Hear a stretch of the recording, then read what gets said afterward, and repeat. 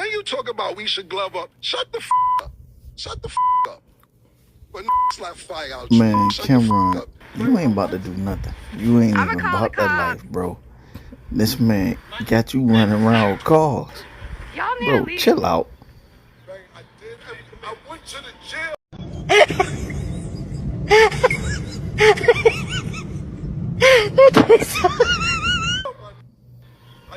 I don't know what else you want me to do. Oh, God.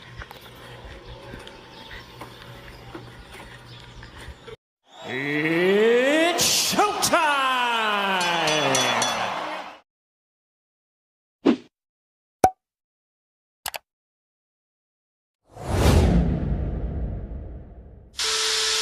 Just test out the opponent by standing there and kind of, punishing him a little bit more.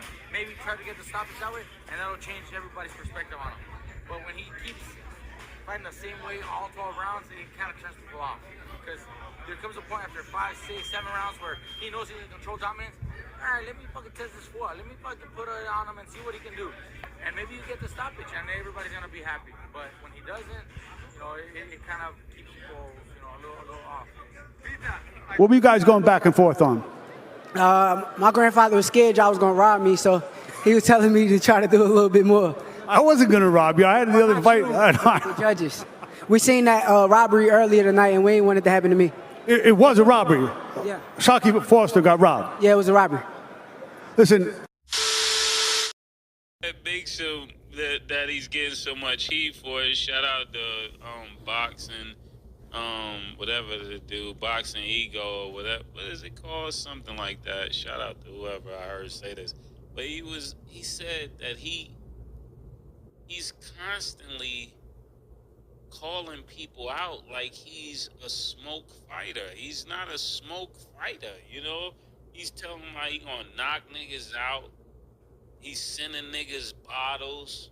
Remember all of that? Like, you can't be sending niggas bottles and fighting like this. The nigga that send you bottles knock you out in the first round. Yeah. That was Mase giving his analysis of the Shakur Stevenson versus Artunium fight that just took place last weekend, last Saturday. And it's a lot of controversy around that whole fight because they were looking at Shakur Stevenson to come out to do something more than what he have done in his last fight with Edwin De Los Santos. And being that it was his last fight with ESPN, they showed people leaving out of the stands, they see again. Now this is something that we're going to be talking about. Let's get into it. 1 2 1 2 1 2. Then you talk about we should glove up. Shut the f up. Shut the f up. But slap fire out you. Shut the f up. You getting boxing in the streets confused, for real. Like, stop getting boxing in the street. Those are two different things. That is two different things. Because when a switchblade or something else and everything, you talk about better strap up. Why would you give that heads up? You dumb. Bro, I went to the jail. I went to the. Hey. I went to the jail, babe. Hey, you need to stop. Bro, I went to the jail to see you, babe. Babe, I went to. I'm gonna call the cops. Mind your business. Y'all need to leave. Babe, I did. I went to the jail, man. I don't know what else you want me to do. Oh, God.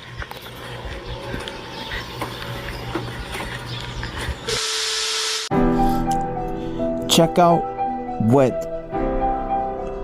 what my breakdown and what I think.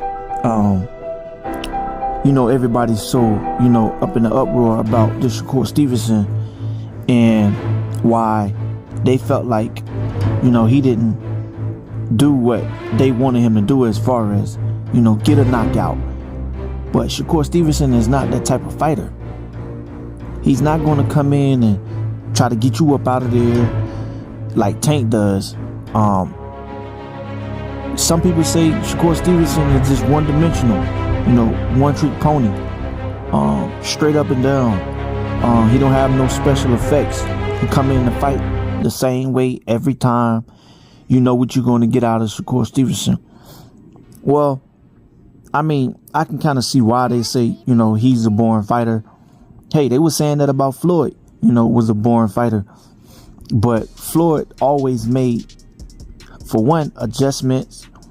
For two, he never fought every fighter the same way.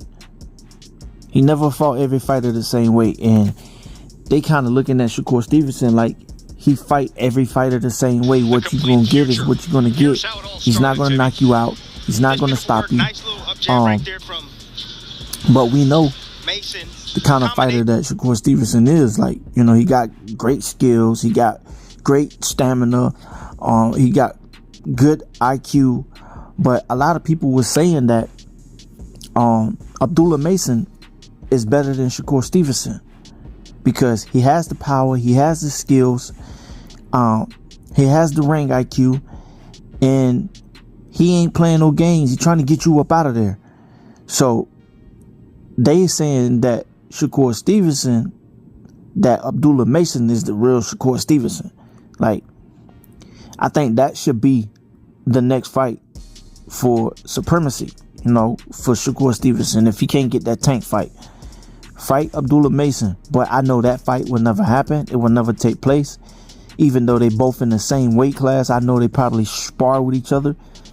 I think that'll be a great fight for Shakur Stevenson to display his skills. It'll be a real high speed chess match between the both of them.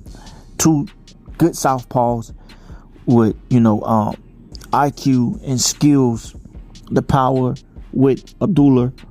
That's if, you know, anything can land.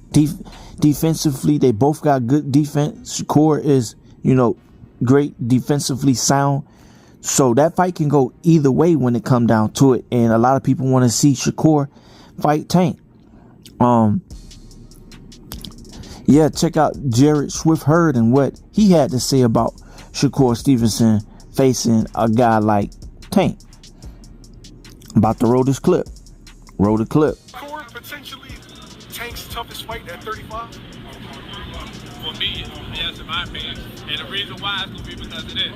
It's going to be hard trying to catch that rabbit or that man going to be running around the ring all night. And it's going to be a boring-ass fight, but you know what I'm saying? That's the way I see, the only way I see Shakur winning the fight. If he tries to sit there and show that he ain't going to be running and pick it up, he better score, win around, get Tank frustrated, throwing his hands up like, fight me. And then just pull off the victory. But if he try to go in there and show that he ain't that type of fighter, I feel like he'll run into something, get hurt. So as you just heard, Jared Swift, you know, gave his opinion, the breakdown on the fight with Tank versus Shakur. And a lot of people feel the same way, but it's just that Shakur he's not a puncher. He's feather-fisted. Rolly said that he can't punch through a wet paper bag. Rolly, you know, was, I guess, speaking the truth, because we never seen Shakur Stevenson like knock anyone out. But we know Tank can knock you out. Tank is in his Floyd Mayweather like bag era, I think. At first, Tank was that, you know, I'm just gonna come and get you, run you over, and knock you out. No, because if you look at Tank, he had to show different skills, different techniques. Just look at the fight with Isaac Pitbull Cruz. He hurt his hand in that fight, right? Tank had to get on, he had to box. He still was, you know, trying to let the hand go that he hurt, right? If you look at the Ryan Garcia fight, Ryan Garcia came at him all aggressively. Tank had to, you know, download the data. And once he computed everything that Ryan Garcia was doing, we seen what happened. Same thing with Rolly. Rolly kept putting his hands in the cookie jar, kept throwing the same shot over and over again. Tank, he calculated it and made Rolly pay for it. And we seen what happened with that. Same thing with Mario Barrios. Mario Barrios kept doing the same thing. Tank calculated it, he computed it, and we seen what happened to Mario Barrios. Leo Santa Cruz. We seen Leo Santa Cruz throw the same shot over and over again. What Tank do? He computed it, he calculated it, and boom, got him up out of there. Hector Garcia, seen him do the same thing. And what Tank do? Get him up out of there. Same thing with Frank Martin in his last fight. Frank Martin did the same thing. Tank let him shoot his shot, shoot his load, took him into deep waters, then what? Like a shark, bit him and drowned him. I mean, there's no comparison. It's night and day. We know that if Shakur Stevenson get touched by Tank, he's gonna get on that bicycle and move around the ring. He gonna try to outbox Tank, but it's gonna come a time in a fight where you're gonna have to sit down and fight, because the mental pressure that Tank applies, I think he gonna have to come in tip-top shape to move around and box all 3 minutes, all 12 rounds, if it can last. And that's just my honest opinion. Now, with Vasily Lomachenko and Javante, I think that fight can go either way, but I will look at that fight like the Teofimo Lopez. I don't think Vasily Lomachenko gonna be reluctant to just, walk in, even though he got angles, got skills, he got speed, he let his hands go. But a southpaw versus a southpaw, man, the moment Tank touch you, their whole game plan basically go out the door. And if he land on Lomachenko, he's going to sleep. He's going to sleep. So, I mean, will he be able to land that against Lomachenko? Oh no, that would be a big fight for the both of them. But hey, we just gotta wait and see if that fight will ever manifest itself. Y'all let me know what y'all think, and just break down how y'all feel about Shakur Stevenson and his controversy against Artem, and how everybody is basically saying that he's not it, and they don't want to really see him get in there with Tank, because his last 2 performances didn't live up to the hype. And we know Shakur Stevenson had to come out and try to fight his best. I think that was his best against Artem, even though Artem didn't really give him that much to display. But I felt like that was Shakur Stevenson at his best because of his last performance. He felt like he had to come out and outdo his last performance against Edwin De Los Santos. Y'all let me know what y'all think and how y'all feel. All right, make sure y'all like, comment, and subscribe. One love, one life. I'm out. Peace.